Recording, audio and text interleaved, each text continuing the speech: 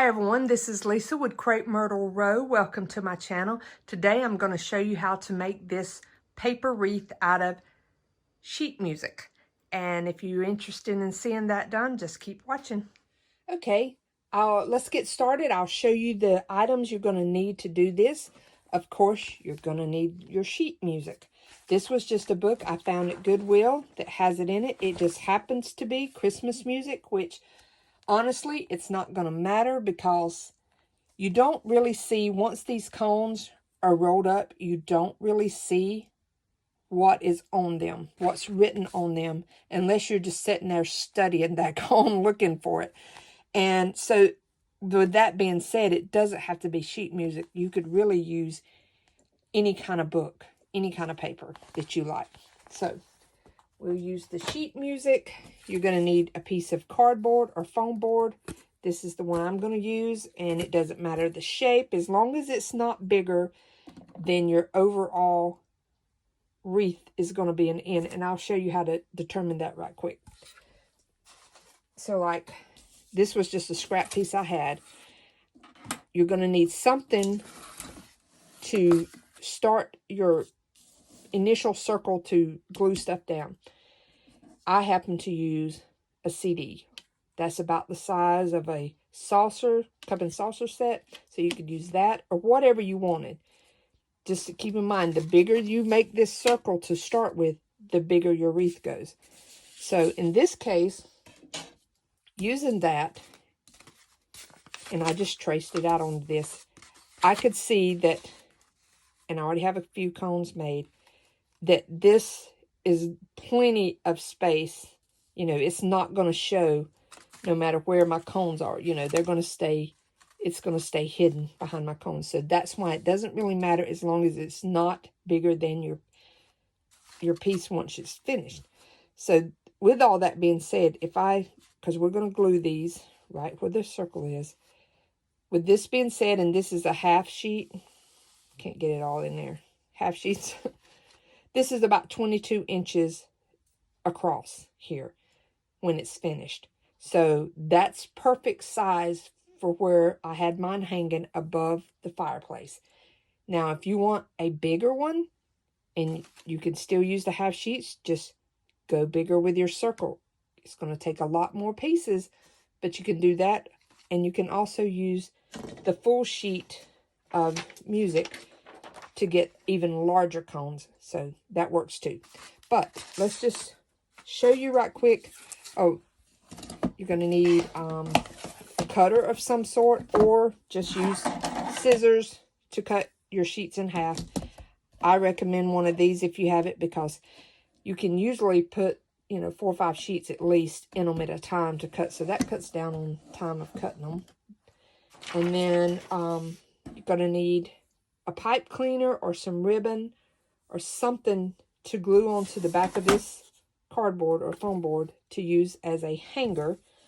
I'm also going to reinforce that one even after I glue it with some duct tape. I know this thing is not heavy at all, but just for my peace of mind, it's on there really good. Of course, you're going to need a glue gun to glue all your pieces on. Most importantly, you're going to need a staple gun. Make sure you have plenty of staples.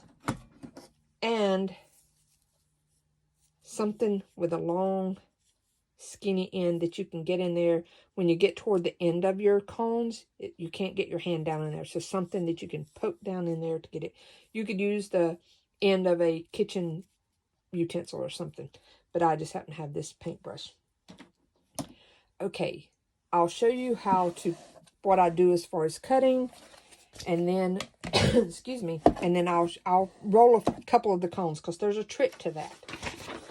Took me a while to figure it out, but I finally got it. So I took my full sheet, and I'm going to cut it in half. So in this case, I just come over here to the mark on my thing, about 6 inches, and cut it. So now I have 4 sheets, or half sheets rather.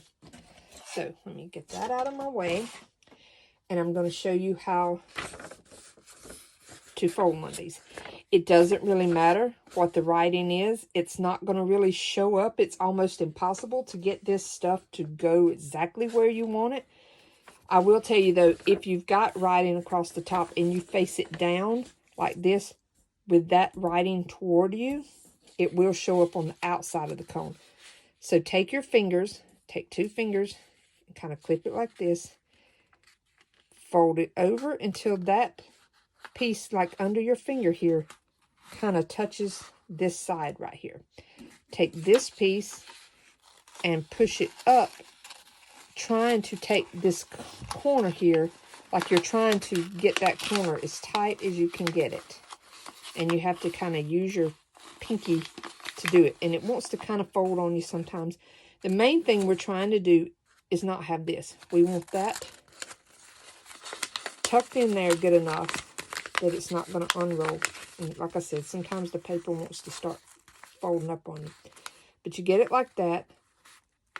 Find the kind of front side of it. Just kind of flatten it a little bit with your hand.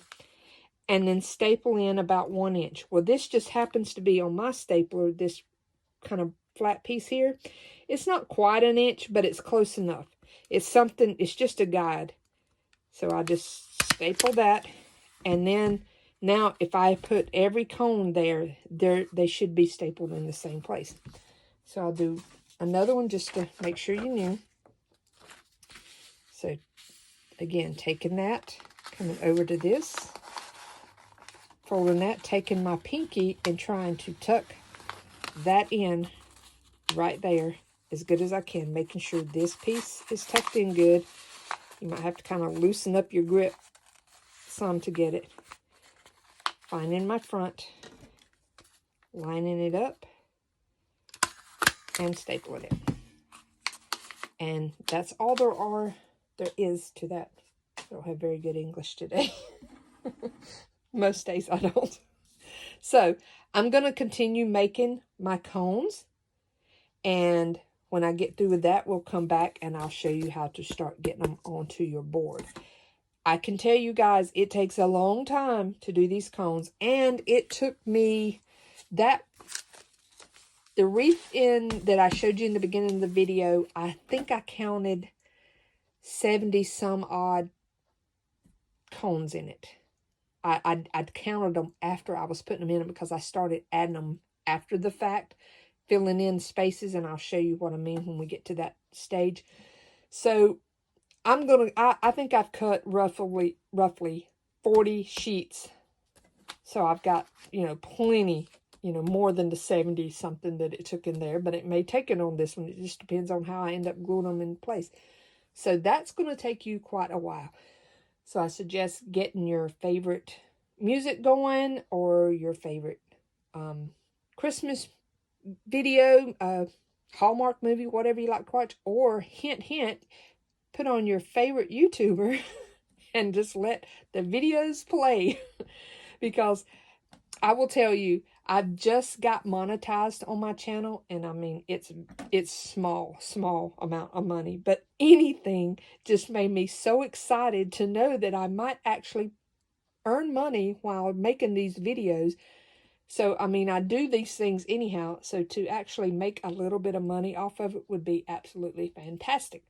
And you watching my videos helps. You liking my videos, anytime you share them, that moves me up in the algorithm of YouTube to help, get my videos out there for other people that don't know me. Subscribing to my channel, all of that helps me to grow my channel and be able to do more of these videos for you. And same goes for any of your favorite YouTube channels that you watch. Anytime you're watching them, I know ads are frustrating to sit through. It's like having commercials on TV. You want to just skip them. But it does help the channel if you let them play. It even helps if you click on the ads. I think, I don't know the ins and outs just yet of how much. It's not, I mean, we're talking, fractions of cents. For some of them, like pennies, but those pennies add up after a while. So just giving you that little hint, if you don't mind helping support while you're working and maybe on your own or whatever, or cleaning your house, whatever you're doing, let one of your favorite YouTubers play in the background and help support their channels. So let's get started on making this wreath, and I'll get my cones made and we'll be right back. Okay, I have all my pieces folded up, got my cones made, and I took this, kind of somewhat centered it in my piece of foam board, traced it out. So now this will be my guide when I go to glue. I'm going to try to make sure to find about the center of it, come across, flip it over, and then I'm going to glue a hanger on it. And as long as this doesn't go out beyond your cones, you're good. You know, you can move it on up to where the center of gravity is a little different and it hangs a little better. So I'm going to move it up there. First, I think I'm going to take and twist these just a little bit. Just everything I can do to help hold this down. And then take my glue gun and just put a bunch of glue right there. Take my little fingers here. Oh no, one of them split. Don't want that one.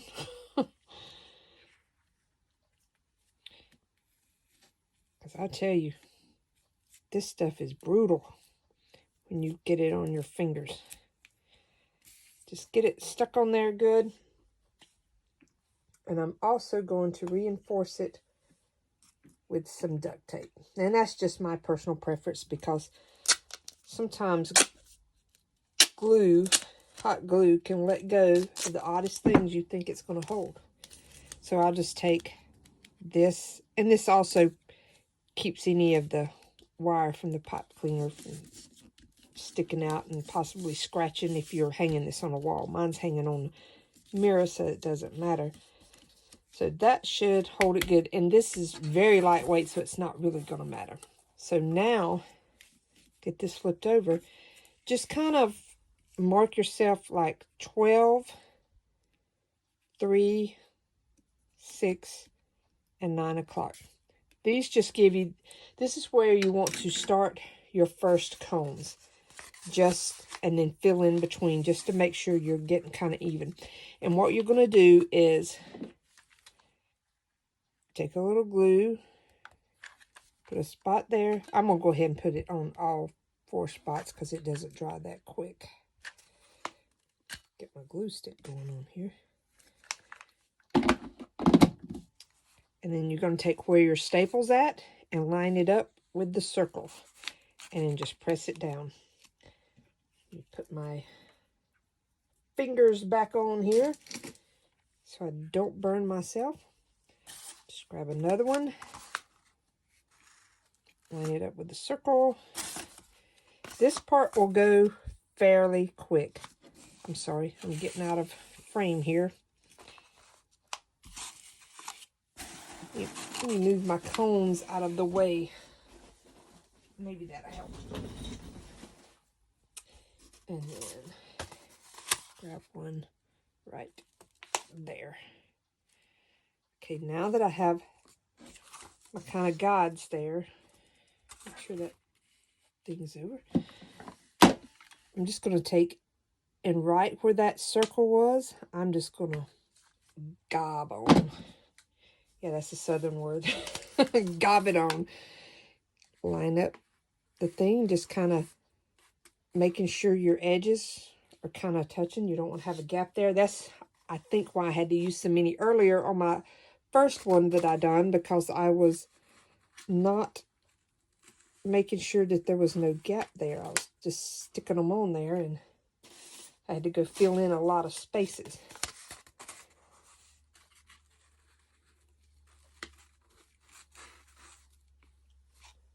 And then we'll just continue around.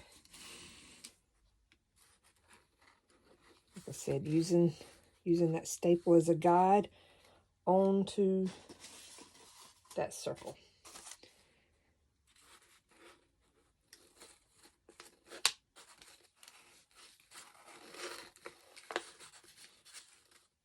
You have a little bit, tiny bit of a gap on this one, but not much. So I'm going to continue around with this first layer, and then I'll get back with you when we get that done.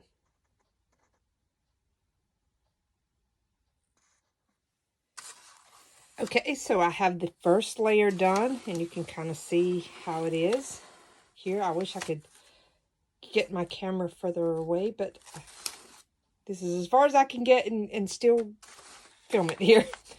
I have on my Christmas wish list a new different tripod that hooks to a table to do these kind of crafts. So hopefully I get that on my wish list. I have a lot of things on my wish list. But I'll tell you, I'll give you a hint. Me and my family decided this year to go onto Amazon and make ourselves a Christmas list. Just put anything on there that you would like to get that you might not just go buy yourself out of the blue, but you would love to have. So we did that, gave lots of options, all kinds of price ranges, and we're sharing them back and forth with each other, me and my kids and stuff. And in that way, you know, everybody has an idea of what you like. Doesn't mean you have to buy it what's on there or buy it from there, but it's just a good idea of, you know, knowing what somebody wants instead of just guessing and buying stuff that they don't really need. So that was one of the things that's on my wish list. And so the next layer, I'm going to put some glue down right at the end of where I just put the other one. And this time, I'm not really, you know, trying to go into the clock method. I'm just going to try to go in between. I'm going to start in between and then put that staple at the end of the one before it. And then just keep pushing these right up against each other, trying to make sure that they're kind of in between the one in front of it, or I mean behind it there.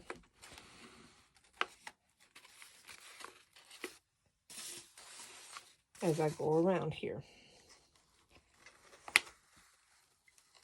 This is the easy part of this.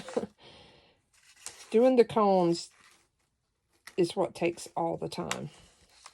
Is rolling those up and stapling them. Need a little more glue right here.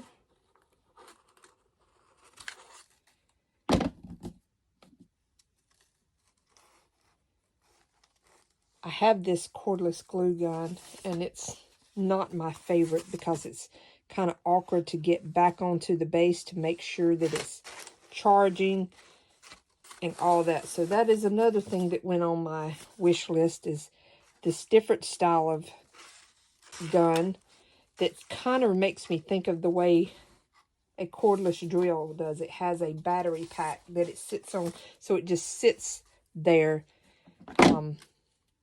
in its own, you know, you just, instead of having to put this into a base, see this one has an awkward base to get it loaded into. And if you don't get it just right, it stops charging and keeping the glue hot. And I think that's what's happening to me here. Some of my glue's not staying as hot as it should. But I'll show you the base. This one has one of these bases, and this plugs in, and then this just, sorry, I hit my camera tripod there, and that sits in it. But the one I want, it just sits down all on its own. You can, you know, use a little cable to charge the whole thing up, and it should make it much easier to do than trying to make sure this one's in the right spot. And again, that was one of those things. Do I need it? No, I actually have two other glue guns, small ones, odd shaped one. I mean, it just, you know, it's not something I absolutely need, but I would love to have. So that's why it went on my wish list. That's what my mom used to always tell me every year is, well, Christmas is the time that everyone can buy you things that you would like to have, but maybe not want to go out and just buy for yourself. So that's when we start putting those kinds of things on our list. We get one more on this row.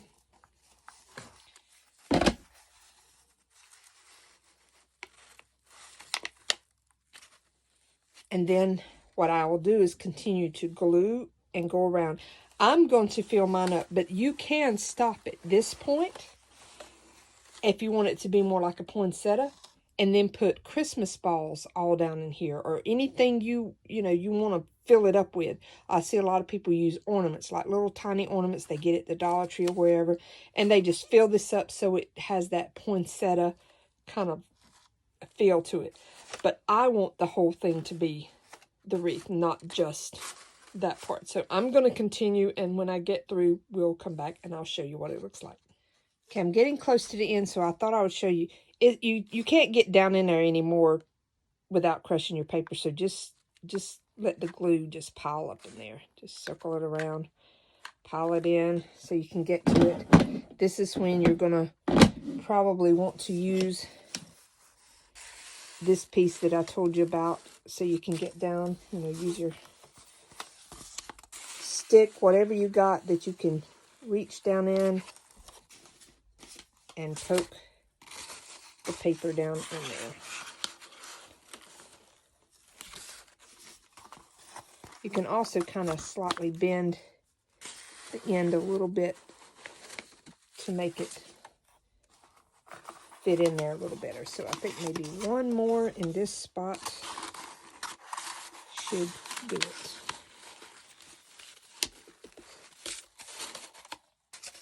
And then if you look around your wreath and you see any little gaps, like right here looks a little bare to me, so I'm just going to take and put some glue onto the end of this, and I'm just going to stick it down in there.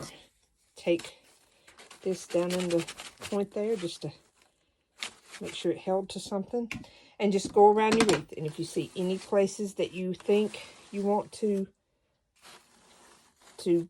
cover up, or that looks a little sparse, whatever you call that word, then just do that to fill it up. But that is how, and I know it's hard to tell with this, but we'll go back and look at the other one now that it's finished. Okay, here we have the finished product done. And as we can come in and see, I have it hanging here on my fireplace. And I love the way it looks. I'll zoom out where you can see it there. But it's so easy to do. It's very lightweight, so you can hang it easy. That one's just got like a little suction cup onto the mirror holding it. And it's something very simple to do. It's just a little time consuming doing the cones, rolling them up and stapling them. But if you enjoyed this video, please give me a thumbs up. Subscribe if you're not already subscribed to my channel. And please share this video with others. And you can share it on other platforms like your Facebook page and stuff like that. So I really appreciate each and every one of you.